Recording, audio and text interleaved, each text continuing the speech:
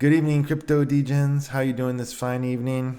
Not a whole lot happening in the market other than that it's crashing and burning. Bitcoin down 5.7% today again. Altcoins getting smashed. I was totally expecting this. I think Bitcoin's just going to keep falling for a bit longer. It's at 74,000 right now, so pretty much expected to go down to 60 something, maybe under 60,000, maybe 50 some thousand. I just feel like the cycle needs to play out. People need to see Bitcoin go down before things can start going up. It just has to happen. So I'm just expecting altcoins to keep crashing. I only have 6 right now. My highest conviction altcoins, the ones that I'm pretty sure will come back. They'll come back, they'll regain their previous, maybe not their all-time highs, but definitely be in good profit if I keep adding to them. So I'm not real worried about that. I just see how it goes, and I keep buying. I keep buying the ones that I think are the good altcoins and have a good future. So let's see what's happening. Right now we've got some interesting IPOs for crypto. They're going to be launched in the stock market on Wall Street, and this is of course bullish for crypto. We got more and more real world adoption here. So we'll start out here with Kraken, the exchange Kraken. I've used it like a couple times, but not a whole lot. I usually use Binance. I've used KuCoin like as my second exchange. I've used 𝗪𝗍𝗃 as like my third exchange. So I haven't really used Kraken very much. But yeah, they're going public. Consensus, some crypto infrastructure giant. Don't really know anything about them. BitGo is like this. They do all this finance stuff and DeFi. Animoca brands, gaming. And I find this strange actually because like gaming is totally in the gutter. Like totally. I mean, I dumped my last gaming coin, which is Gala, the other day. I mean, until we have like some kind of altcoin run, gaming crypto is just going to be in the gutter. And I'm surprised to see Animoca brands here with a public launch. Surprising. Ledger, that's no surprise. And Bithumb, which is like another all-purpose DeFi financial services place in South Korea. So that's interesting to see some more crypto companies come into Wall Street. Matt Hogan says, crypto winter started in January 2025. We are in full-blown crypto winter. Crypto Twitter only started to recognize this recently, but it's unequivocally true. Man, this is not even Spanish, and I'm having trouble pronouncing it. Bitcoin is down 39% from its all-time high in October. Ethereum is down 53%, and many other crypto assets are down worse. Yeah, I mean, actually, Ethereum is starting to look, more attractive, almost down to 2,000 there. 2,139. I mean, if it goes down to 1,000, I'll start buying. I've always hated Ethereum. Now I'm thinking that I should buy it. I'm thinking I should buy it because of real world adoption. But I've always hated it.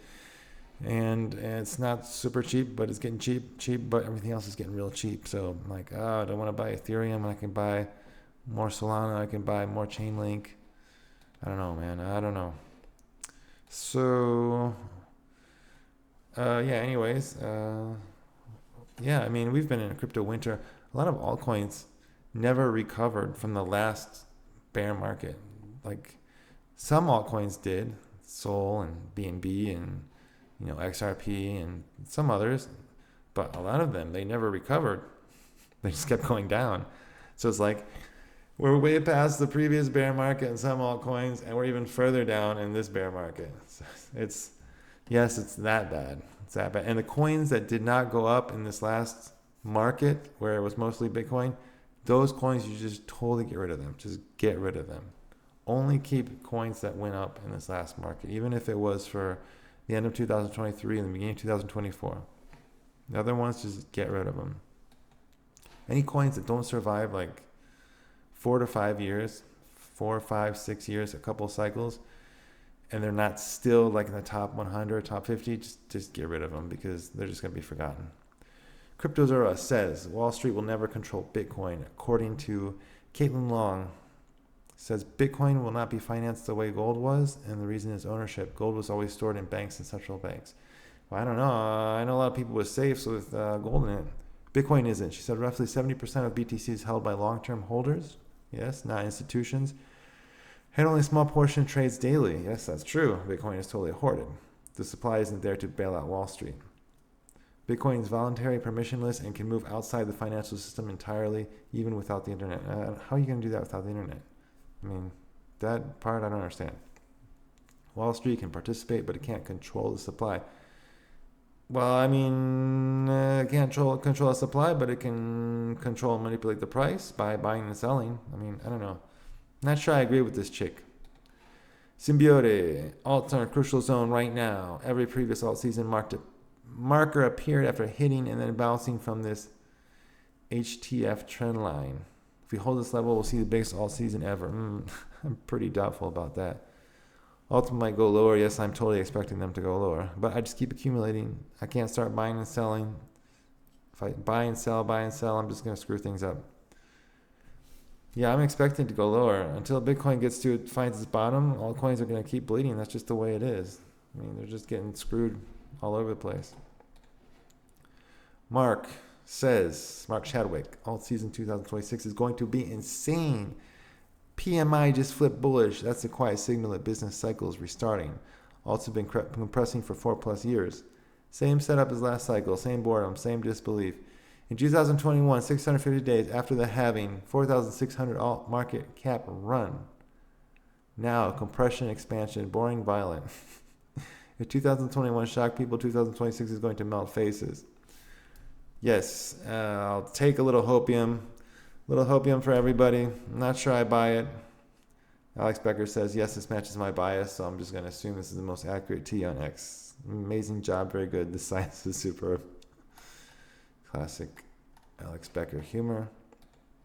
Wendio. Ripple-backed firms tokenize 280 million in diamonds. Ooh, using Ripple's custody tech and the XRPL marking one of the largest RWA efforts to date. Okay, so that's some positive news from XRP, and I'm always criticizing XRP because, you know, I think it's a bunch of hype, but it looks like they got something going on here with the diamonds. Breaking, Ethereum founder Vitalik Buterin just sold almost 1 million worth of ETH. Bearish for alts. Yeah, why does this dude keep selling? I mean, see, you can't trust ETH. I don't trust ETH. This dude keeps selling. It's cashing out. If he's cashing out, the owner's cashing out of ETH, maybe you should too. Bitcoin news. Bitcoin could drop to 56,000 in the coming weeks, according to Galaxy Digital head of research, Alex Thorne. I'm totally expecting it. It's going to drop to 60-something or 50,000 something for sure. For sure. Then hopefully we can just reset. But in the meantime, accumulate. Cryptos are us. Stablecoins threaten trillions in bank deposits, yet the catalyst banks need to reinvent themselves. In the short term, stablecoins are a direct competitive threat to traditional deposits. Billions are already flowing out of checking accounts into yield-bearing digital dollars that settle instantly and cross borders frictionlessly. Projections back this up hard. Standard Chartered and Citi estimate 500 billion to 1.5 trillion in deposits outflow by 2028. Yes. I would, we should just give the middle finger to the banks.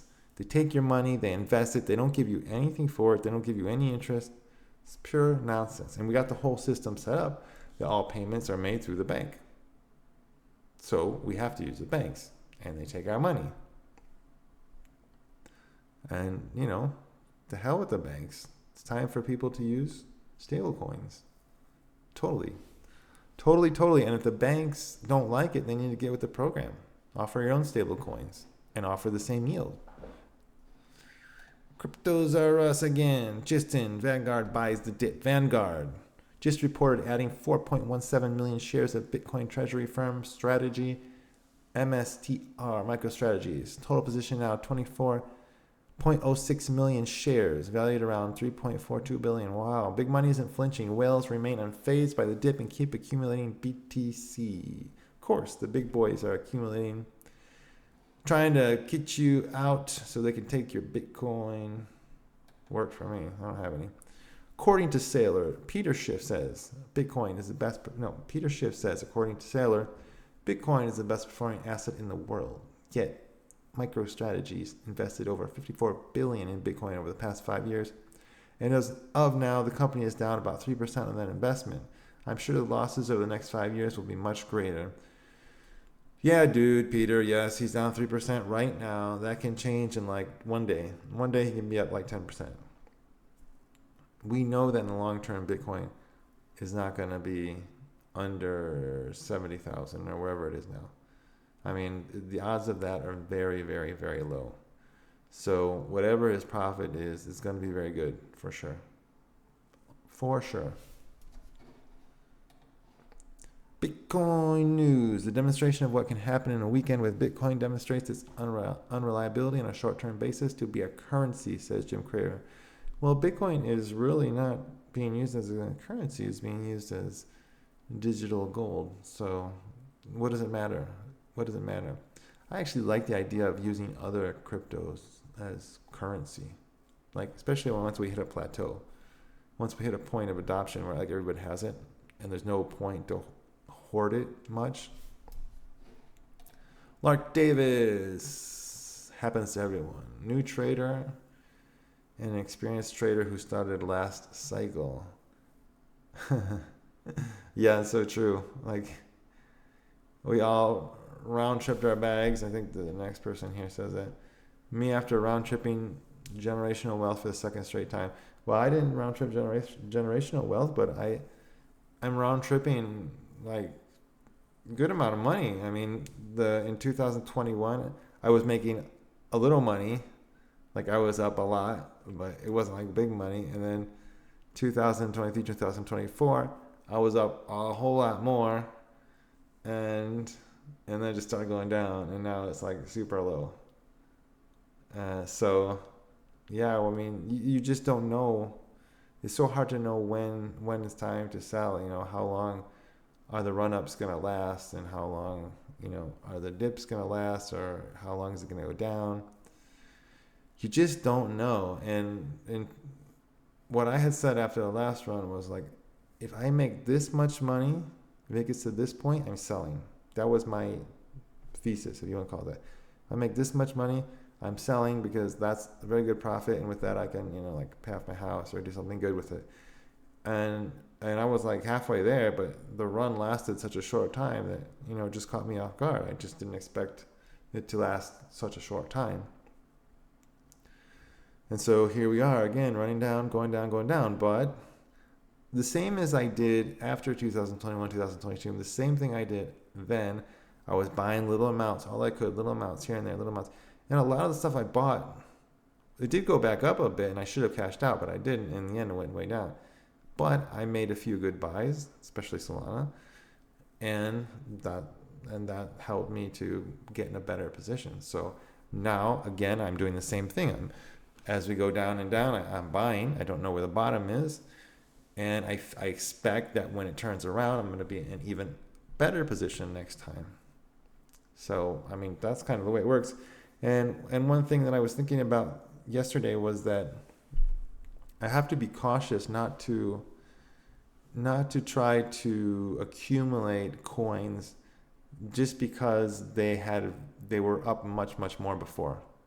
Like, they're much higher. I have to think, like, what coins are going to do well in the future going forward, not what coins did well in the past, or how well did they do if they get back to a certain amount.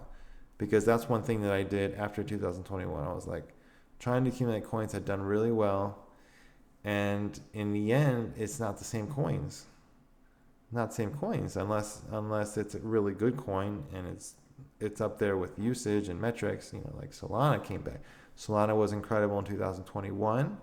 It went up real high, and then it crashed real bad, and then it went back up again because it was a great coin. It got a lot of adoption. So you have to think. Don't think about which coins were high before. Think about which coins will potentially be high in the future. And the safest bet is always to buy the top coins.